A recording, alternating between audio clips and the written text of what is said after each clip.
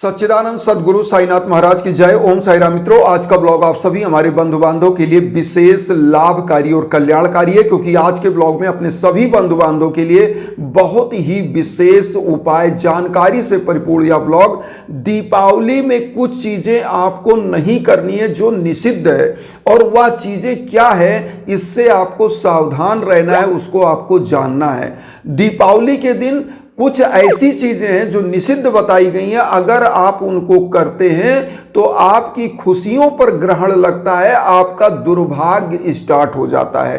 तो आज इस ब्लॉग में हम अपने सभी बंधु बांधवों को यह बताना चाहते हैं कि दीपावली के दिन आप करें क्या ऐसा चीज करें जिससे धन लक्ष्मी की कृपा बरसे आपके घर पर, और आपके घर में खुशियां दिन दूना रात चौगुना आए, आपका घर परिवार तरक्की करे।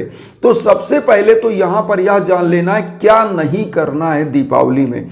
देखिए, दीपावली में सबसे पहला चीज, नुकीली चीजें कभी खरीदना नहीं है। आप इसको ध्यान दीजिएगा। जो नुकीली चीज हो, जैसे चाकू, छुरी, तलवार या कोई ऐसा अस्त्र शस्त्र जो नुकीला हो, उसको सुई है, यह सब नहीं खरीदना चाहिए। इसको खरीदने से क्या होता है, आपके घर में असहनीय पीड़ा का जन्म होता है।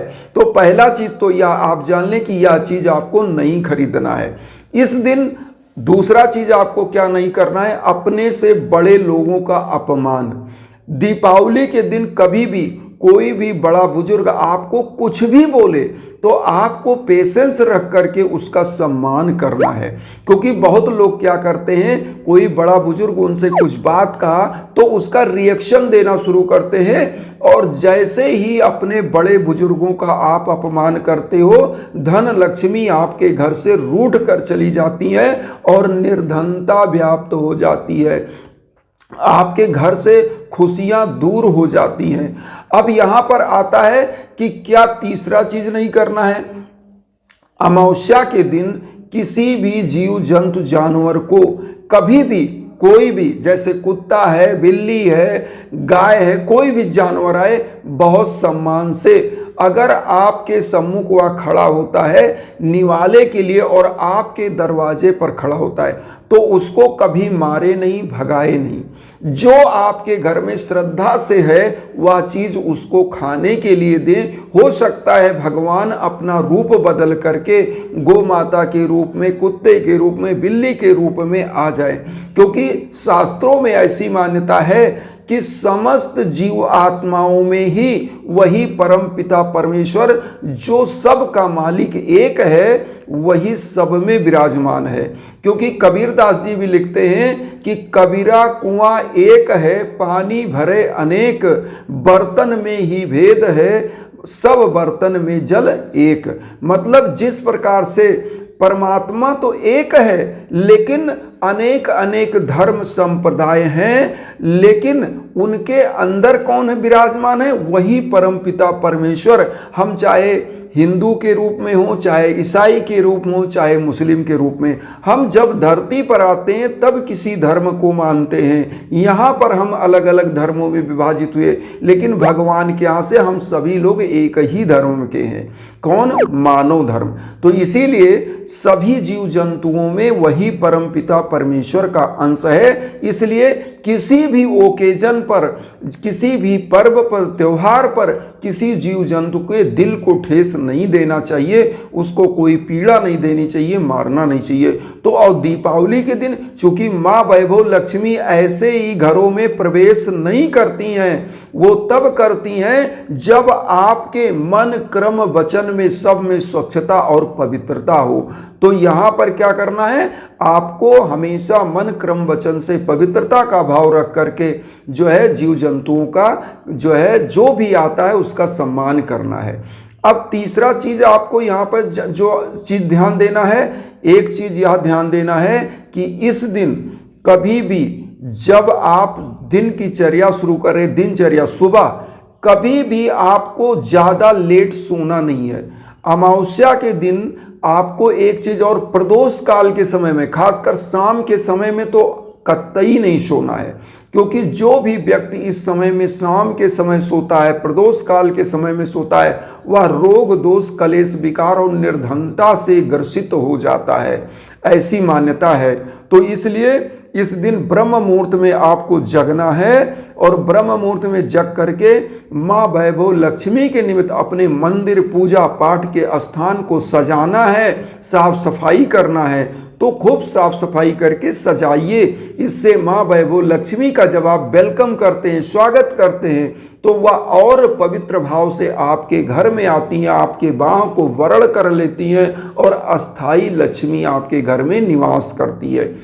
अब इस दिन क्या चीजें और नहीं करना है, एक चीज ये देखिए, इस दिन सबसे पहला चीज तो आपको अपने घर में कभी भी साफ सफाई रखनी है।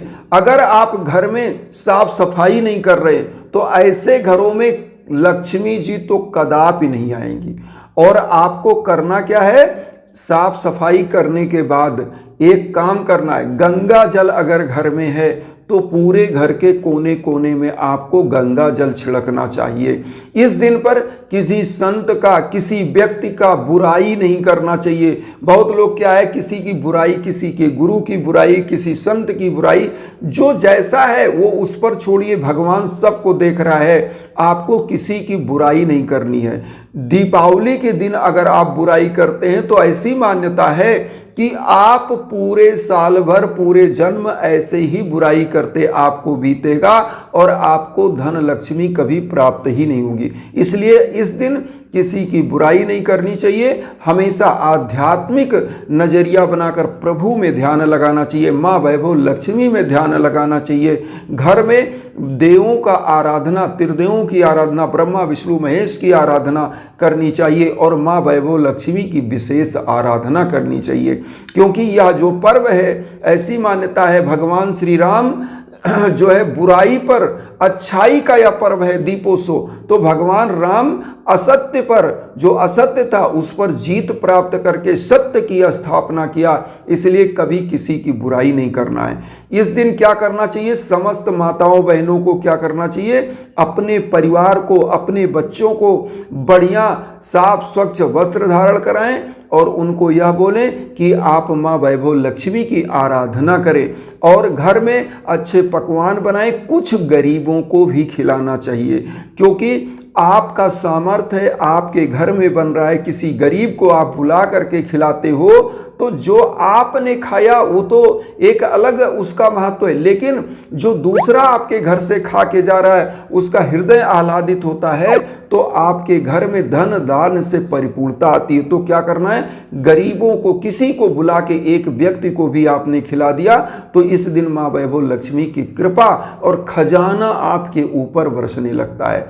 इस दिन अब यहाँ पर एक चीज आप बताएं, करना क्या है। इस दिन सबसे पहले काम कि सुबह ब्रह्म मुहूर्त में उठ जाएं, घर में साफ सफाई करें, गंगा जल का छिड़काव करें, माँ लक्ष्मी के लिए एक चौकी छोटी सी लें, उस पर लाल कलर का आसन स्थापित करें और स्थापित करने के बाद धूप दीप अबीर गुलाल और उन चीज़ों से रंगोली बनाएं, वहाँ धूप दीप जलाएं, घी का दीप जलाएं और उसके बाद फल का भोग लगाएं, मिष्ठान्न का भोग लगाएं, पान लौंग और इलायची का बीड़ा लगा करके वहाँ भोग लगाएं। ऐसे लगाने से माँ वैभव लक्ष्मी आपके घर में साक्षात प्रवेश करती हैं और आपकी सभी मनोकामनाएं परिपूर्ण कर देती हैं। तो यहाँ पर हम लोगों को जानना है कि इस दिन पूजा पाठ के निमित्त ही पूरा दिन समर्पित कर दीजिए। माँ वैभव लक्ष्मी के निमित्त आप बैठिए, मंत्र का जप करिए, ओम ऐं महालक्ष्मी नमः, ओम ऐं महालक्ष्मी नमः मंत्र का एक माला कम से कम जपिए।